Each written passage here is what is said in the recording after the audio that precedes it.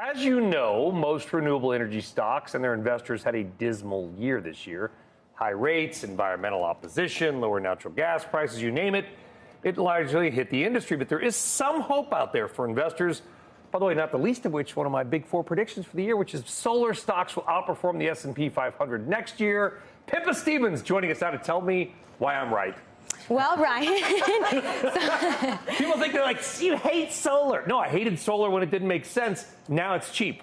Well, we'll get to that in a minute. But so starting here with the last month, the solar stocks have rebounded on expectations of a Fed pivot, but they're still closing out a third year of losses hit by higher rates.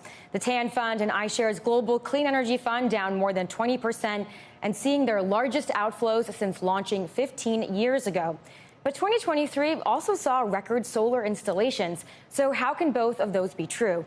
Well, residential consumers are more price sensitive, so higher rates have put a damper on demand. But utilities are still building out the green grid and investing in solar. Now, looking ahead, analysts say to stick with the larger players.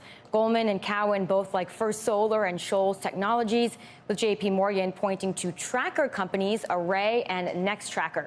Now, when we think about renewables, solar typically comes to mind, but there's actually a lot of other ways to gain exposure, including electrical equipment companies that Bernstein calls the picks and shovels of the energy transition. That's names like Quanta Services and AECOM, both of which are hovering around record levels, as well as Jacobs Solutions and Eaton, because not only do you have to build the solar, the wind themselves, but you have to connect them to the grid. What? And that's and that's where a lot of these other names, electrical equipment makers, come into play. If only you could get a power line built in America, right? I mean, if you could just, you build this giant solar farm, but then you actually have to get the power to the people. And they're trying to do this in Texas and New Mexico and get it to Arizona, and nobody wants it. Well, the permitting process, as you know better than anyone, is incredibly challenging. And now there's another headwind, which is also the interconnection queue. So before one of these projects is then hooked up to the grid, you first have to submit this study showing what its impact is going to be. That backlog is now more than 4 years. It's doubled. And no one uses that more, almost weaponizes it, like the environmental movement. They're the ones that will often submit these blockages on renewable energy projects, because the power line goes through the home of the grouse or whatever it might be. And what happens is that there's a very low barrier in order to put one of these requests into the interconnection queue. And so people do it just to hold their spot in line, and then it bogs down the whole process. And so people in the industry want some movement on that. But then to your point, when you think about permitting a transmission line, every single jurisdiction it passes through has to get approval. That's different for a pipeline, where FERC is the agency that approves it. And so now if you have industry stakeholders, I mean, nobody wants it in their backyard. We've moved from NIMBY to banana, which has built absolutely nothing anywhere near anything.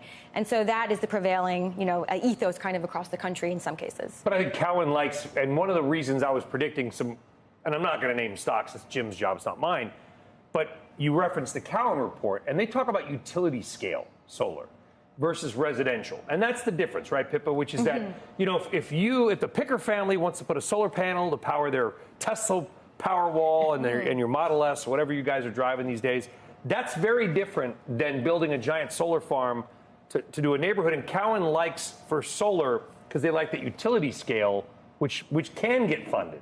Yeah, exactly, because there is that end demand, and it's not, the burden isn't on the Picker household alone. Why are we picking on the Pickers, by the way? Sorry, to the Picker household. Okay, the cheap Santoli household. Yes. How about the Picker household, has a light bulb out because it only takes an incandescent bulb. We heard about this before. You have electrical. And the other thing that's important here to note, it's for utilities. They also have end consumers that are companies. And so think about all these tech companies that are building these data centers.